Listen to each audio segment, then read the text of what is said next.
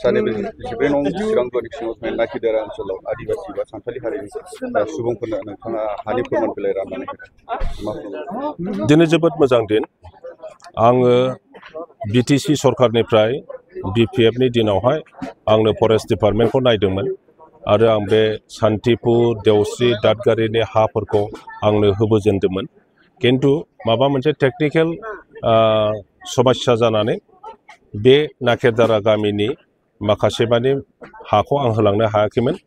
दा इउपिपिएल सरकार फैनानै जाहा रन्जित बसुमतारीनि एम बिथांनि दैदेननायाव बे गामिनि 123 न'खरनि हा होनायनि खामानिखौ दिनै मावफुंनो हाबाय आरो बे लेखाखौनो आङो नाकेदारा गामियाव फैनानै दिनै रानफैनो मोननानै आं जोबोद मोजां मोनदों जे आगोलाव आंनि दिनाव आं राननानै होबोनो मोनाखै, दिनै इउपिपिएलनि दिनाव आंनि आखाइजोंनो आरोबाव आं राननानै होफैनो मोनफिनबाय।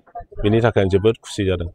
आं आसा खालामो बयबो आदिबासि मानसिफोर बा बे ओनसोलनि मानसिफ्रा बयबो हाखौ जायफ्रा मोनाखै बिसोरबो मोनगोन, जायफ्रा मोनबाय बयबो खुसि जानानै दं।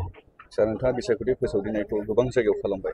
दा इउपिपिएलनि दासिम थासारिया माबायदि नोंथांनि मोनदांथियाव? इउपिपिएलनि स्थितियाथ' बिराद मोजां।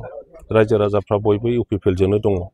नोंसोर नाय दा मुस्लिम मानसिफोरखौनो बुं, गुरखा मानसिफोरखौनो बुं, आदि मानसिफोरखौ बुं, नों राजबंशी, गार', राभा जेसेबां जाथि गस्थि दं, फ्राय माने इउपिपिएलखौ मोजां पार्टि बा मोजां दल हिसाबैनो बे नोजोरजों नायबाय आरो फैगौ इलेक्सनाव इउपिपिएलनि जिखुनु केन्डिडेट मोनफ्रोमबो 40टा समस्तियाव बयबो इउपिपिएलनि केन्डिडेटनो भट होनोनो नेगासिनो दङ। बे सयथ'थार आरो सरकारा रावबो दानो हाया।